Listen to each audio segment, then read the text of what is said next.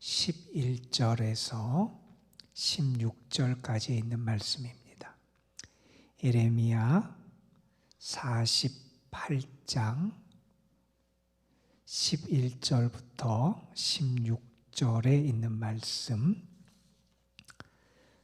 오늘 우리에게 주시는 하나님의 말씀으로 우리 함께 한 목소리로 받들어 읽겠습니다. 모압은 젊은 시절부터 평안하고 보로도 되지 아니하였으므로 마치 술이 그치기 위해 있고 이 그릇에서 저 그릇으로 옮기지 않음 같아서 그 맛이 남아있고 냄새가 변하지 아니하였도다. 그러므로 여호와께서 말씀하시니라. 날이 이르리니 내가 술을 옮겨 담는 사람을 보낼 것이라. 그들이 기울여서 그 그릇을 비게 하고 그 병들을 부수리니 이스라엘 집이 베델을 의뢰함으로 수치를 당한 것 같이 모압이 그못으로 말미암아 수치를 당하리로다. 너희가 어찌하여 말하기를 우리는 용사요 능란한 전사라 하느냐? 만군의 여호와라 일컫는 왕께서 이와 같이 말하노라.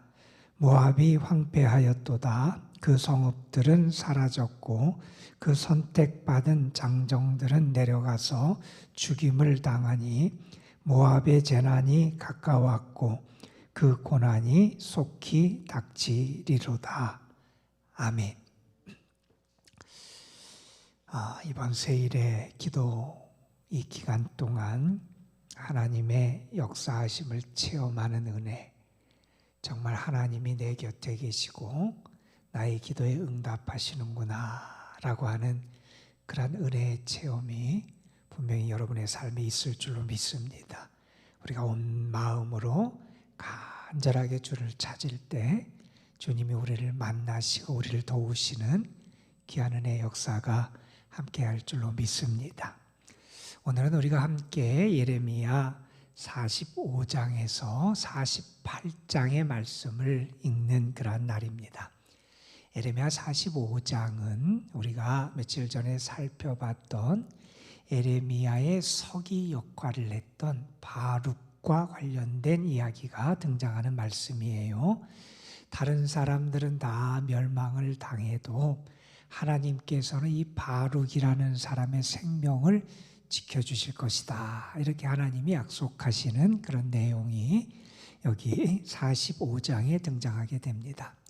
그리고 이어지는 46장부터 이어지는 말씀, 예레미야의 마지막 직전이 51장까지 많은 말씀, 46, 7, 8, 9, 10, 그 다음에 51장까지의 말씀은 이방 나라, 이방 민족들을 향한 하나님의 심판의 말씀이 여기 선포돼요.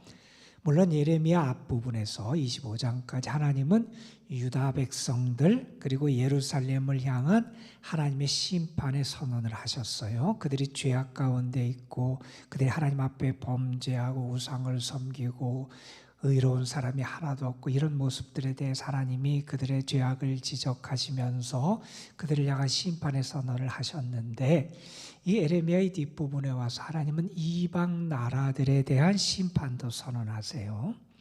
어느 분이 이런 얘기를 했습니다.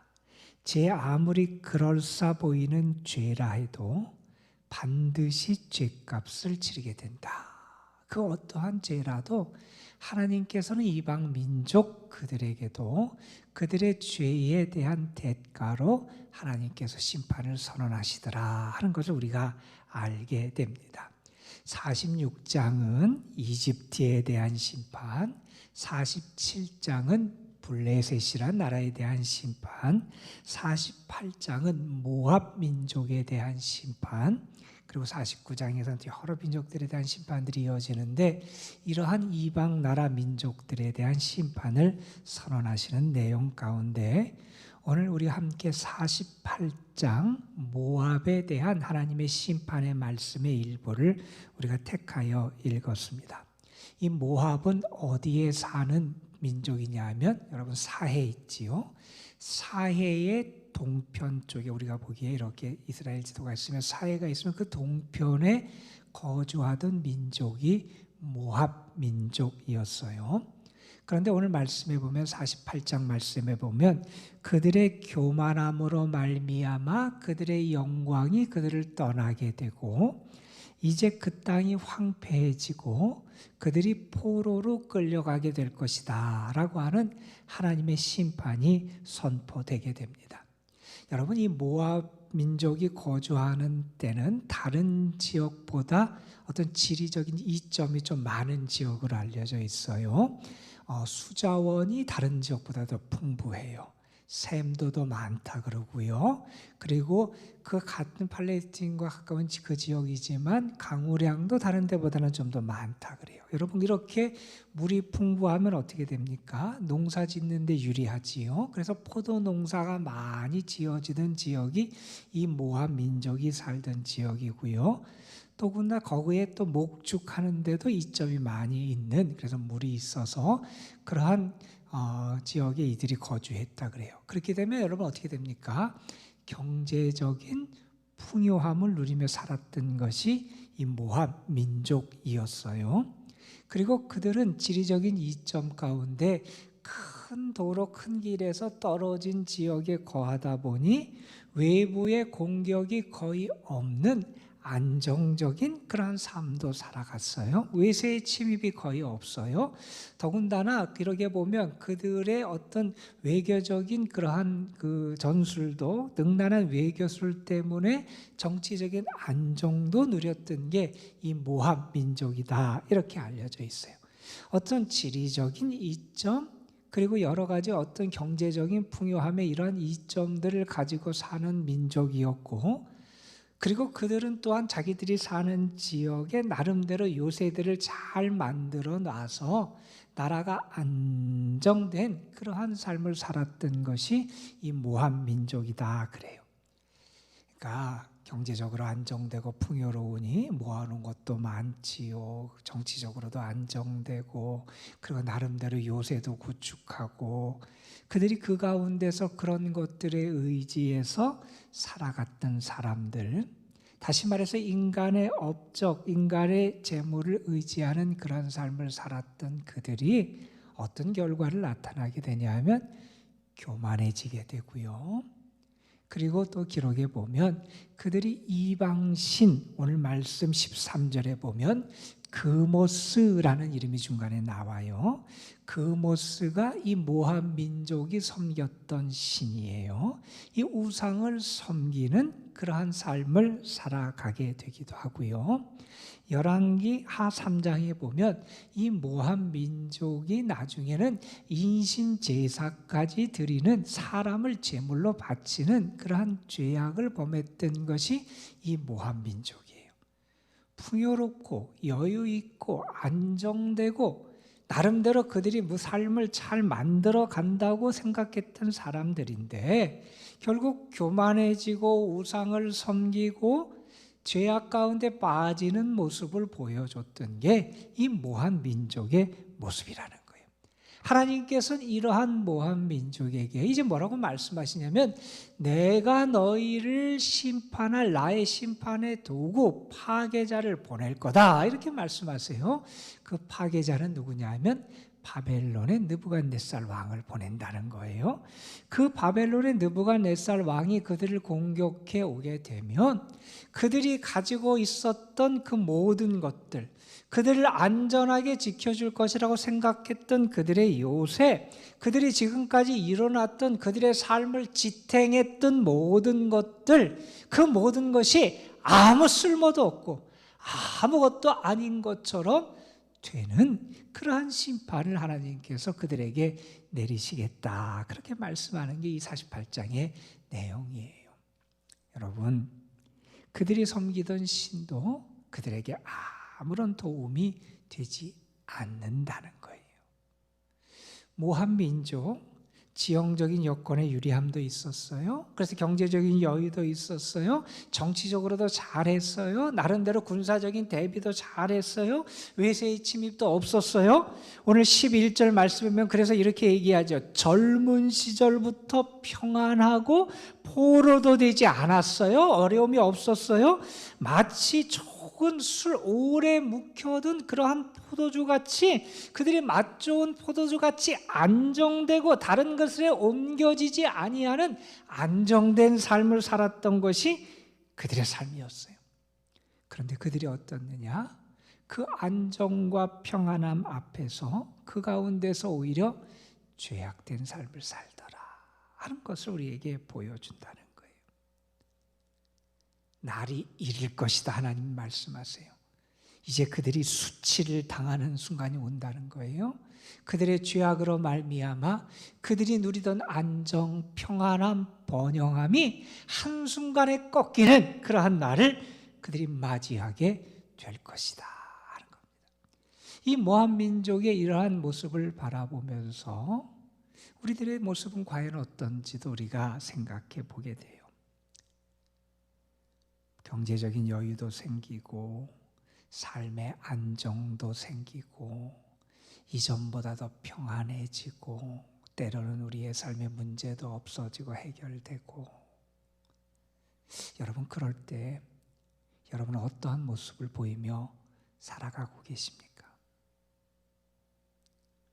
혹시 여러분 그때 여러분이 안일함 가운데 무너지고 신앙이 해이해지고 하나님을 향한 여러분의 시선이 흩어지고 하나님을 향한 여러분의 마음이 나누어지고 이러한 무너지는 모습이 혹시 우리에게는 있지 않나 하는 겁니다. 풍요와 안정이 그들에게 더 큰 행복을 준 게 아니라 오히려 풍요와 안정 속의 안일함이 그들을 타락시키고 멸망으로 수치를 당하는 길로 이끌어갔다는 거예요. 여러분, 하나님께서 모세를 통해서 이스라엘 백성들에게 경고하신 말씀이 있어요. 이제 가나안 땅을 눈앞에 두고 있어요. 이제 가나안 땅이 눈앞에 보여요. 이제 조금 있으면 저 땅에 들어가 살 거예요. 지금까지 광야에서 힘들고 어려운 환경과 여건 속에 살았어요. 이제 가나안 땅에 들어가면 여러 가지 여건이 좋아질 거예요. 수고한 대로 거두게 될 거예요. 땀 흘려서 농사를 지으면서 수확도 풍부해질 것이고 삶도 안정될 거예요. 그때 하나님께서 무슨 경고를 내리시냐면, 너희가 풍요로워질 때, 많은 것을 갖게 될 때, 더 많이 부유해질 때 내 하나님 여호와를 잊을까 걱정된다, 그 말씀하셨잖아요. 여러분, 혹시 우리는 지금 그렇지 않냐는 겁니다. 이전보다 우리의 삶이 얼마나 안정됐어요. 이전보다 우리의 삶이 얼마나 여유 있어졌어요. 이전보다 우리의 삶이 얼마나 평안해졌어요. 그런데 그 가운데서 나의 믿음의 모습은 어떻게 되고 있느냐? 하나님께서 그들을 심판하신다는 말씀을 하는데, 옮길 자를, 그들을 옮겨 담을 자를 보내겠다, 그렇게 말씀하세요. 지금까지는 안정되게 있었어요. 그런데 하나님께서 다른 그릇에 그들을 옮기시겠다는 거예요. 오늘 말씀 15절에 보면 그렇게 얘기하지요.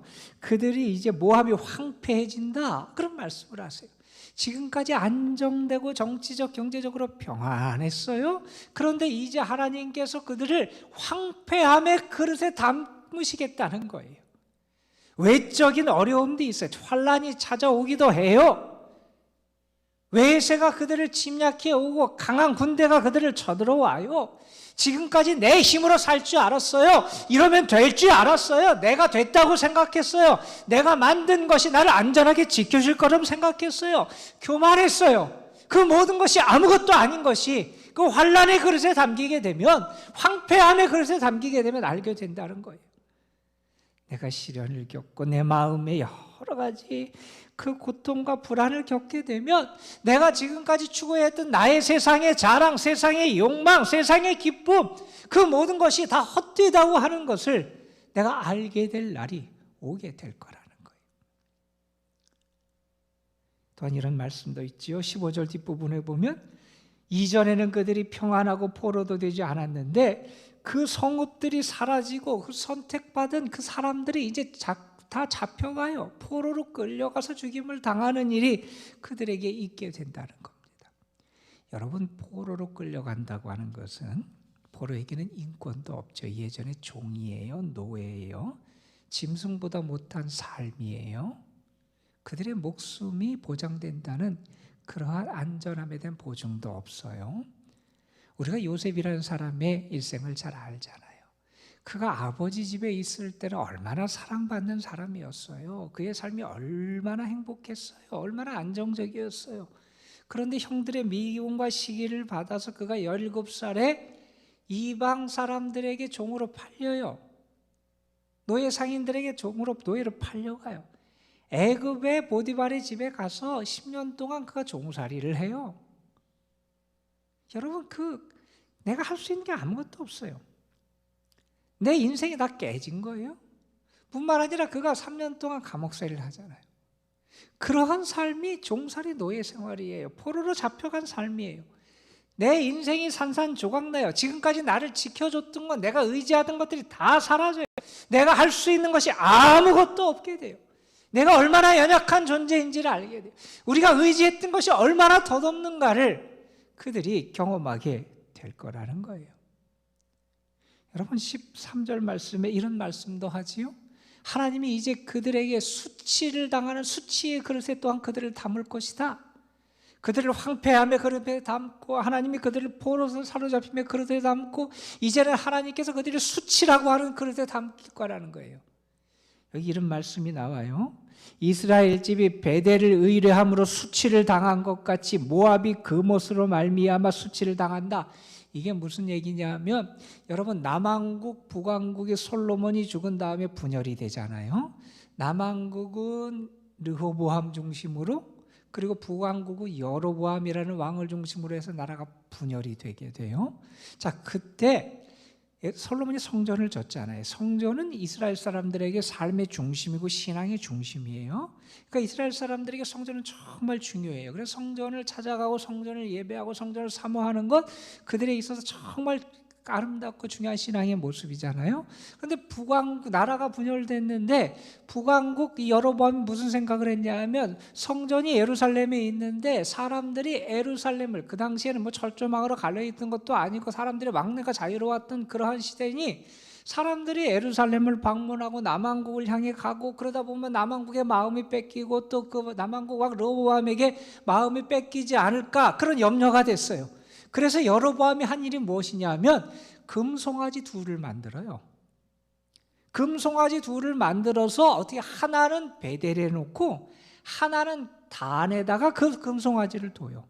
그리고 뭐라고 얘기하냐면, 이 금송아지가 애굽에서 우리를 인도해낸 신이다, 하나님이다, 그러면서 사람들로 하여금 그 금송아지를 섬기겠다는 거예요. 베델은 그 금송아지를 뒀던 그 장소 베델을 얘기하는 거예요.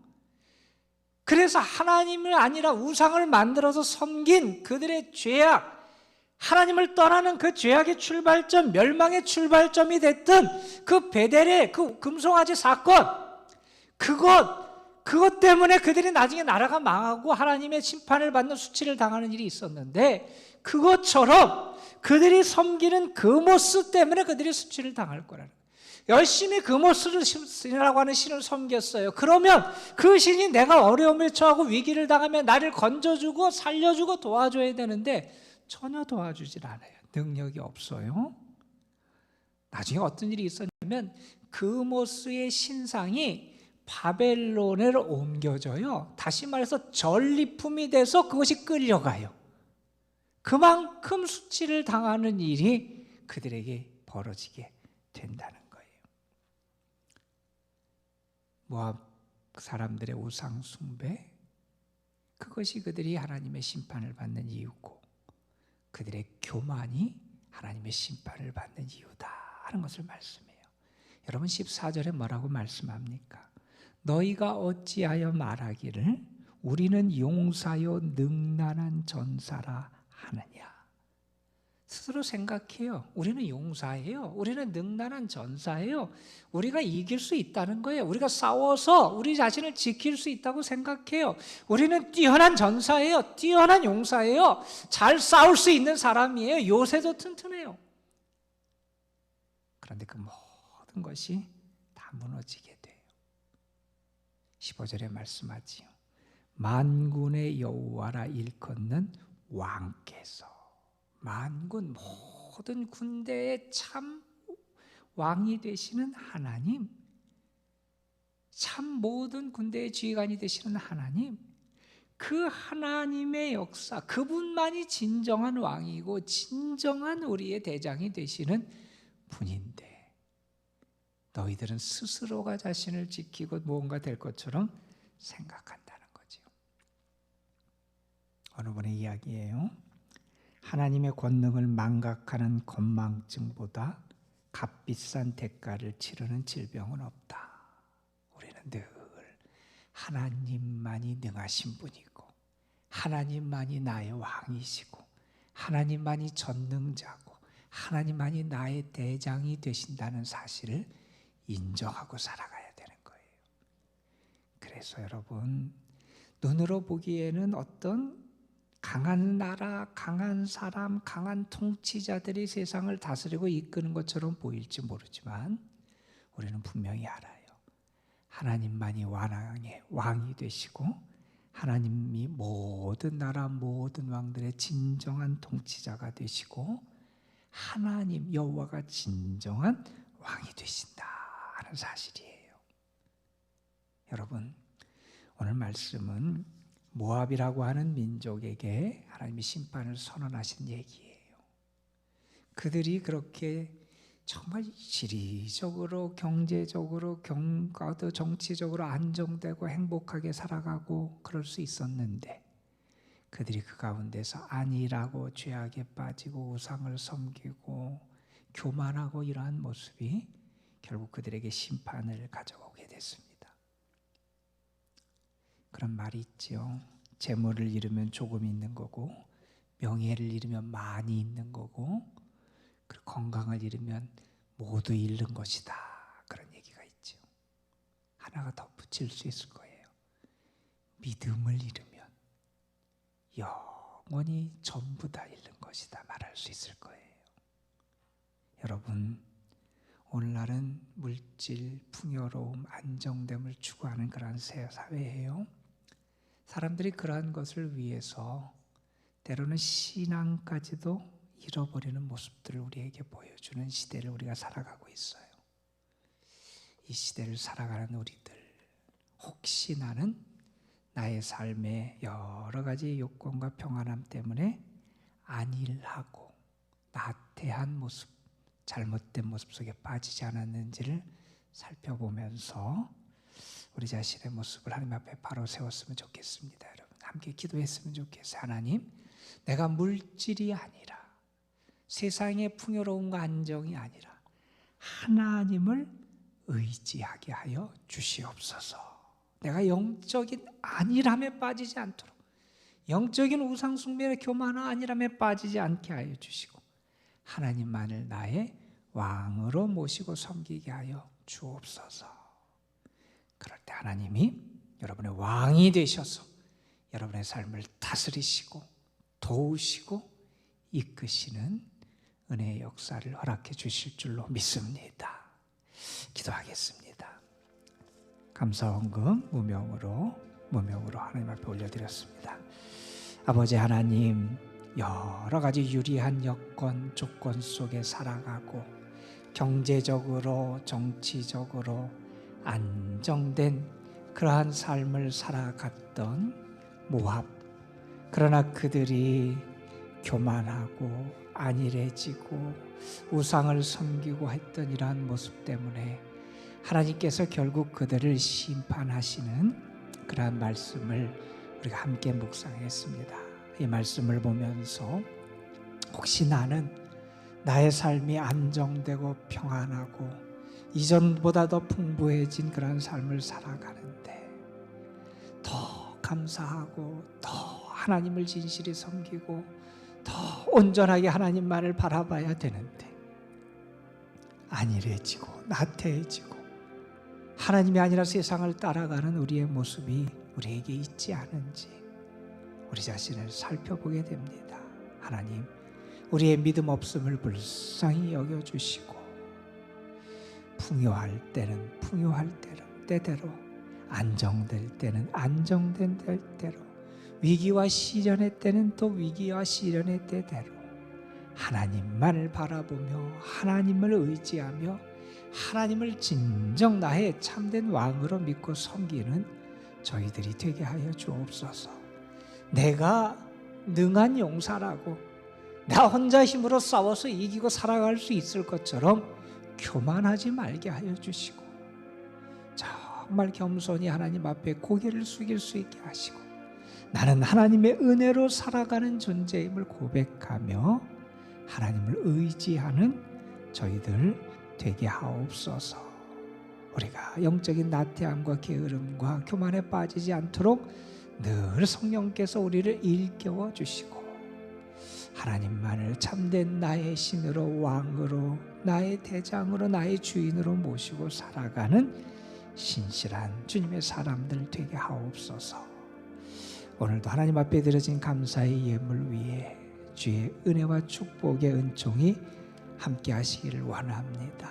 말씀을 의지하고 기도하며 주님 앞에 드리는 감사의 예물이 저들의 삶에 하나님의 함께 하심에 축복의 증거로 나타날 수 있게 역사해 주옵시고 오늘도 이도남동재단에 속한 모든 성도들 가정 특별히 연로하신 분들 병약한 분들 어려운 가운데 있는 분들에게 하나님의 은혜를 더 풍성하게 베풀어 주옵소서. 오늘도 특별히 입시를 앞두고 있는 사랑하는 우리의 아들, 딸들, 자녀손들을 하나님 앞에 올려드립니다.